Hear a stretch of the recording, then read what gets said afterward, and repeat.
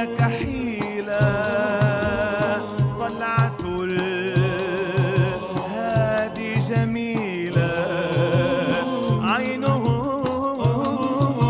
سوداك حيلة طلعة الهادي جميلة بسمته سامي جليلة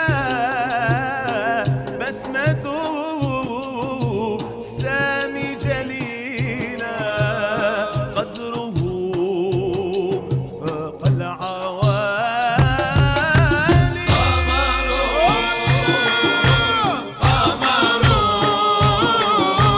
قمر سيدنا النبي قمر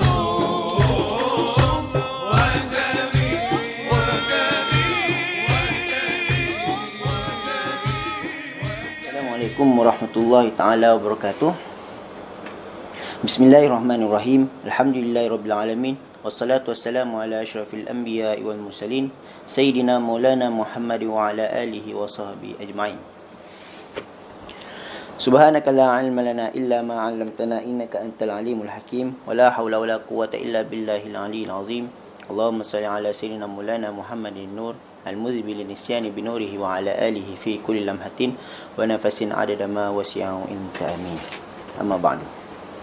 InsyaAllah kita akan sambung perbahasan fiqh Imam Syafi'i, di mana kita akan menyambung perbahasan berkaitan tentang matan Abi Syuja'. InsyaAllah pada minggu lepas kita telah bahaskan berkaitan tentang pembahagian-pembahagian air, di mana kita sedia maklum bahawa air terbahagi kepada 4 pembahagian. Yang pertama adalah air yang suci dan menyucikan. Contoh seperti air mutlak lah. Air mutlak ataupun air-air yang pipe yang telah kita, yang air mutlak, air pipe, air hujan dan sebagainya lah, yang boleh kita gunakan untuk bersuci dan dia boleh menyucikan. Okey. Dan tidak makruh digunakan. Yang kedua adalah air yang suci menyucikan tetapi makruh digunakan. Seperti contoh apa? Contohnya adalah air musyammas, ataupun air yang terlampau panas, ataupun air yang terlampau sejuk. So boleh digunakan, boleh kita untuk berwuduk, boleh kita untuk mandi wajib, tetapi hukumnya adalah makruh. Adapun air mutlak tadi hukumnya tidak makruh. Okey, itu bahagian yang kedua. Bahagian yang ketiga adalah air yang suci tetapi tidak boleh mensucikan. Maksudnya air ni bersih, air ni bukan najis, tetapi air ni kita tidak boleh gunakan untuk mengambil wuduk, untuk mandi wajib dan sebagainya daripada proses-proses taharah. Apa air tersebut? Air tersebut adalah dua. Yang pertama adalah air mustamal, air yang telah kita gunakan untuk perkara-perkara rukun di dalam fardu taharah, ataupun yang kedua adalah air yang mutaghayyir, ataupun air yang berubah. Air berubah disebabkan apa? Sebab bercampurnya dengan benda yang suci. Seperti contoh apa? Contoh air bercampur dengan Milo, maka air tersebut jadi air Milo, dan air tersebutlah yang dinamakan air mutaghayyir. So air mustamal dengan air mutaghayyir ini adalah hukumnya suci, bukan najis. Kita boleh minum, kita boleh minum dan sebagainya, tetapi tidak boleh digunakan untuk mengambil wuduk, tidak boleh digunakan untuk mengangkat hadas besar, dan tidak boleh digunakan untuk beristinja dan membersihkan najis dan segala perkara-perkara yang berkaitan tentang taharah tidak boleh digunakan dengan air yang ketiga tersebut, iaitu air yang suci tetapi tidak mensucikan. Okey, itu yang ketiga. Yang keempat adalah air yang najis. Air najis ni adalah air mutlak, asalnya air mutlak, tetapi dia telah bercampur dengan sesuatu yang najis. So hukumnya adalah air mutanajis. Okey, pada hari ini kita akan bahaskan pula berkaitan tentang kulit bangkai. Okey, bangkai. Apa maksud bangkai? Bangkai maksudnya adalah sesuatu binatang yang mati bukan dengan jalan syariat. Sama ada bangkai ataupun binatang tersebut adalah binatang yang boleh dimakan ataupun binatang yang tidak boleh dimakan. Contoh binatang yang boleh dimakan, contohnya apa? Kambing, lembu, unta. So kambing, lembu, unta ini kalau dia mati mengikut jalan syariat, maka kita tidak hukumkan dia sebagai bangkai, malah dia hukumnya adalah suci. Okey, tapi kalau contoh kambing, unta, lembu mati dalam keadaan bukan mengikut jalan penyembelihan. Seperti contoh, mati kena langgar ataupun mati jatuh parit. Maka hukum binatang yang mati kena langgar dan jatuh parit tersebut adalah dihukumkan sebagai bangkai. Sebab apa? Sebab binatang tersebut dia mati bukan dalam keadaan penyembelihan ataupun jalan syariat Islam yang telah digariskan. Begitu juga dengan binatang-binatang yang tidak boleh dimakan, seperti contoh monyet, seperti contoh harimau, beruang. So binatang-binatang tersebut yang tidak boleh dimakan ini, sama ada dia mati melalui jalan penyembelihan ataupun bukan jalan penyembelihan, dia tetap dinamakan sebagai bangkai. Adapun binatang yang tidak dinamakan sebagai bangkai apabila disembelih, hanya binatang-binatang yang boleh dimakan sahaja, seperti contoh kambing, lembu, unta dan sebagainya. So binatang-binatang tersebut yang mati bukan dengan jalan penyembelihan, maka dia dihukumkan sebagai bangkai, sama ada binatang tersebut boleh dimakan ataupun tidak boleh dimakan. So perbahasan hari ini adalah berkaitan tentang kulit bangkai tersebut, sama ada kulit bangkai harimau, kulit bangkai kambing dan sebagainya. Apa fungsi ataupun kegunaan kegunaan bangkai tersebut. Okey, faslun, bahagian wajuludul maitati tathuru. Okey, hukum bangkai pertama sudah ni. Hukum bangkai ni najis. Bangkai secara keseluruhannya adalah najis. Contoh, kucing ataupun harimau. Kita jumpa dia mati tengah jalan dalam keadaan dia tak berdarah dan sebagainya, bersih, tapi dia mati, maksudnya hilang nyawa dia. So hukum harimau tersebut adalah bangkai. So kalau harimau tersebut kita celupkan dalam air yang kurang 2 kolah, maka hukum air yang kurang 2 kolah itu adalah air najis. Sebab apa air najis? Sebab air tersebut telah dimasuki bangkai. Walaupun air tersebut tidak berubah darah, dia tidak berubah warna. Contoh, air kosong dalam satu bekas, kemudian kita masukkan ekor harimau yang telah matilah, bukan yang tak mati. Yang telah mati kita masukkan, kita kacau-kacau air tersebut, maka hukum air yang dalam besen yang kurang 2 kolah tersebut dihukumkan sebagai air yang najis. Sebab apa? Sebab dia telah bercampur dengan najis. Apa najis tersebut? Najis tersebut adalah bangkai, iaitu haiwan yang telah mati. So haiwan yang telah mati, walaupun dia mati dalam keadaan bersih, lepas mandi, suci, dia tetap dihukumkan sebagai bangkai. Sebab apa? Sebab kalau haiwan tersebut telah hilang nyawa, maka haiwan tersebut automatik dia dihukumkan sebagai bangkai. Okey, ini kulit haiwan tersebutlah yang kita bahaskan sekarang ni. Faslun wajuludul maitati tathuru biddiba.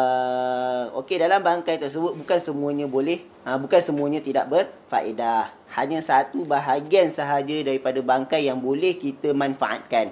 Adapun selain daripada kulit, seperti daging ataupun tulang dan sebagainya lah, hukumnya adalah najis dan tidak boleh digunakan. Yang boleh digunakan hanyalah kulit sahaja, tetapi selepas kulit tersebut melalui proses menyamak. Tengok, wajuludul maitati tathuru biddibari. Kulit bangkai boleh disucikan dengan ad-dibar, iaitu dengan menyamak. Illa jildal kalbi, melainkan kulit anjing, wal khinziri, dan juga kulit babi, wa ma tawallada minhuma au min ahadihima, dan juga binatang yang lahir daripada kedua-duanya. Anjing dan babi kahwin, kemudian keluar anjing, ataupun anjing dan babi keluar, contoh keluar seperti binatang berbentuk rusa, maka rusa tersebut dihukumkan sebagai najis juga, najis mughalazah. Walaupun rupa dia bukan rupa anjing, rupanya bukan rupa babi, tetapi hukum binatang tersebut tetap dihukumkan sebagai najis mughalazah, ataupun niah termasuk dengan keturunan anjing dan babi. Au min ahadihima, ataupun daripada salah satu anjing dan babi. Contoh, anjing berkahwin dengan kucing, keluar kucing, maka hukum kucing itu adalah mengikut hukum anjing, bukan hukum kucing mak dia. Contoh, kucing mak, kucing betina, anjing jantan. So diorang kahwin dapat anak yang menyerupai kucing. So anak yang menyerupai kucing itu dia mengikut hukum anjing. So hukum anak tersebut, kalau mati kulit dia tidak boleh dimanfaatkan walaupun kita menyamak. Sebab apa? Sebab dia ada germ ataupun dia ada DNA daripada benda yang memang najis hukum dia, iaitu anjing dan juga babi. Okey. So empat jenis binatang ini haram untuk kita menyamak.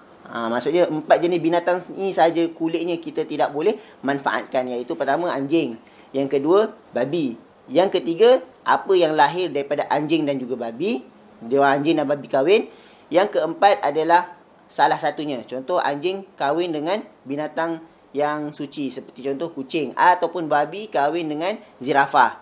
So binatang tersebut yang lahir daripada binatang babi dan zirafah ataupun anjing dan kucing tersebut adalah haram mengikut hukum anjing dan juga babi tersebut. So 4 jenis binatang ini, kalau dia menjadi bangkai, atakan kalau dia bukan bangkai pun dia sudah dihukumkan sebagai najis. Apatah lagi kalau dia bangkai, najis. Dihukumkan sebagai najis. Dan apabila dia jadi bangkai, kulit daripada binatang tersebut ataupun bangkai tersebut tidak boleh kita manfaatkan. Adapun yang boleh dimanfaatkan ataupun yang termasuk di dalam perbahasan ini hanyalah kulit binatang selain daripada 4 binatang ni. Contoh macam mana?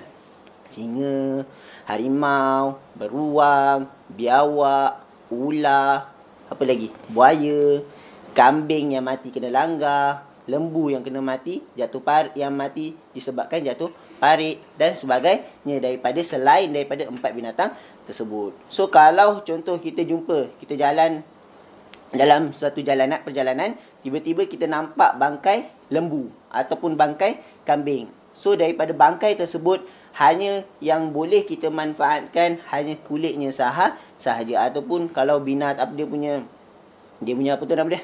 Daging, dia punya tulang dan sebagainya, itu semua telah dihukumkan sebagai najis. Sebab apa? Sebab dia bukan mati disebabkan jalan penyembelihan syariat. Okey, macam mana cara nak menyamak ni? Maksudnya kalau contoh kita jumpa kulit ular ke, kulit buaya ke, dan kulit kambing yang mati kena langgar ke, so macam mana kita nak manfaatkan? Okey, pertama sekali cara penyamak lah. Apa yang dikatakan menyamak ini adalah, pertama sekali kita kena membuang segala lebihan-lebihan yang terdapat di kulit binatang tersebut. Contoh daripada segala segala lebih-lebihan yang boleh merosakkan kulit tersebut. Seperti contoh apa? Contoh daging lebihan, kita dah lapah, kita dah buka segala kulit dia dan kita dah buang segala isi dalaman binatang tersebut, kita bawa kulit saja. So daripada kulit tersebut, untuk kita samak, kita mesti buang terlebih dahulu segala lebihan-lebihan daripada contoh daging-daging lebih yang tak sempat kita potong, tu kena buang. Lemak, darah, so semua tu kena buang. Dengan menggunakan apa? Dengan menggunakan sesuatu yang hirif. Hirif ni maksudnya panas ataupun pedas. Maksudnya benda yang menghakis lah. Boleh dikatakan benda yang menghakis. Seperti contoh, kalau banyak kitab dia memberikan seperti contoh pokok sintok dan sebagainya. Macam tadi saya baru tengok berkaitan satu video tentang menyamak. Orang Melayu ke orang Indonesia tak perasan. So dia menggunakan asam jawa. So asam jawa ni bersifat menghakis. So benda tersebut boleh kita gunakan untuk menyamak, asalkan sifat dia hirif, iaitu panas ataupun pedas yang boleh menghakis lah. Seperti contoh klorok. Kalau pada zaman sekarang ni kita gunakan klorok, ataupun kita gunakan sama ada benda yang kita gunakan tersebut adalah suci, seperti pokok sintok, asam jawa, klorok, itu suci, bukan najis. Ataupun kita boleh gunakan sesuatu yang najis untuk menghilangkan segala lebihan-lebihan tersebut. Seperti contoh apa? Seperti contoh dikatakan tahi burung merpati. Tahi burung merpati ni bersifat hirif. So kalau contoh kita nak buang lebihan-lebihan daging di kulit tersebut, boleh kita ambil tahi burung merpati dan kita letak untuk membuang lebihan-lebihan daging tersebut. So apabila telah hilang segala lebihan-lebihan tersebut, maka hukum kulit tersebut dihukumkan sebagai benda yang mutanajis ataupun contohan baju yang terkena najis. Itu hukum dia. Maksudnya dia dah suci tetapi dia kena najis. So solution dia apa? Solution dia kita perlu bersihkan dengan air mutlak kulit tersebut. Apabila telah dibersihkan dengan air mutlak, maka kulit tersebut telah dihukumkan sebagai suci. Maksudnya kita boleh gunakan, kalau contoh kita nak gunakan kulit tersebut untuk baju, jadikan baju kita, ataupun kita nak jadikan tempat sembahyang, tempat solat, sejadah pun boleh hukumnya. Sebab apa? Sebab kulit binatang tersebut telah menjadi suci. Okey. Tapi untuk makan tidak boleh gunakan sebab yang dibolehkan hanya untuk kegunaan, bukan selain daripada makan. Contoh kan kulit-kulit, ada sebahagian orang dia memakan kulit-kulit lembu dan sebagainya kan. Adapun kalau kulit lembu bangkai ini memang hukumnya tidak boleh dimakan. Yang boleh digunakan hanya untuk perkara-perkara seperti memakai baju, jadikan baju ataupun jadikan sejadah. Okey. Habis berkaitan tentang kulit bangkai yang menjadi suci disebabkan dengan proses menyamak, melainkan bangkai binatang anjing, babi ataupun yang lahir daripada kedua-dua binatang tersebut, ataupun salah satu binatang ini bercampur dengan binatang lain, kemudian dapat satu binatang, maka binatang tersebut dihukumkan sebagai hukum anjing dan juga babi. Okey, seterusnya. Wa azmul maitati wa sya'ruha, titik. Habis perbahasan dibah tersebut ataupun perbahasan menyamak.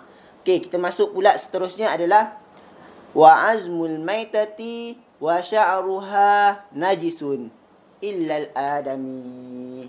Tulang bangkai dan bulu ataupun rambut bangkai hukumnya adalah najis illa kecuali al-adami, rambut ataupun bulu manusia.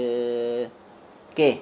Maksudnya kalau contoh bangkai, kita nak ambil tulang dia, tak boleh. Sebab apa? Sebab tulang dia dihukumkan sebagai najis dan hukum tulang dia tersebut tidak boleh digunakan, ataupun hukum tulang tersebut bukan tidak boleh digunakan, tidak boleh disucikan. Seperti macam kulit. Kalau kulit kita sentuh, kita samak dia. Tapi untuk tulang ni kita tak boleh samak dia. Sebab dia memang dah dihukumkan suci. Termasuklah daging-daging dia. Wasya'ruha, dan bulu-bulunya. Contoh ada terdapat bulu-bulu binatang yang bangkai gugur, kemudian melekat dekat diri kita ataupun bertebaran. Maka hukum bulu-bulu tersebut adalah mengikut hukum dia punya badan, iaitu bangkai, mengikut hukum bangkai tersebut. Maksudnya hukum bulu-bulu tersebut adalah najis lah, bukannya suci. Illal adami, melainkan bulu yang terdapat pada manusia sahaja. Contoh rambut manusia, selepas dia mati, kita potong rambut dia tersebut. So rambut yang dipotong tersebut adalah hukumnya bukan najis. Okey. Seterusnya, faslun wala yajuzu isti'malu awani zahabi wal fiddati. Wallahu alam. Cukup dulu untuk minggu ini untuk perbahasan menyamak. InsyaAllah pada minggu hadapan kita masuk pula perbahasan berkaitan tentang bekas-bekas air ataupun bekas-bekas makanan dan sebagainya. InsyaAllah. Wallahu alam. Sallallahu ala sayyidina Muhammad wa ala alihi wa sahbihi wa sallam. Subhanakallahumma wa bihamdika asyhadu an la ilaha illa anta astaghfiruka wa atubu ilaik. Amiltu su'an wa zalamtu nafsi faghfir li fa innahu la yaghfiru dzunuba illa ant. Subhanakallahumma wa bihamdika asyhadu an la ilaha illa anta astaghfiruka wa atubu ilaik. Amiltu su'an wa zalamtu nafsi faghfir li fa innahu la yaghfiru dzunuba illa ant. Subhanakallahumma wa bihamdika asyhadu an la ilaha illa anta astaghfiruka wa atubu ilaik. Amiltu su'an wa zalamtu nafsi faghfir li fa innahu la yaghfiru dzunuba illa ant. Bismillahirrahmanirrahim. Wal 'asr innal الإنسان لفي خسر إلا الذين آمنوا وعملوا الصالحات وتواصوا بالحق وتواصوا بالصبر. سبحان ربك رب العزة عما يصفون وسلام على المرسلين والحمد لله رب العالمين والسلام عليكم ورحمة الله تعالى وبركاته.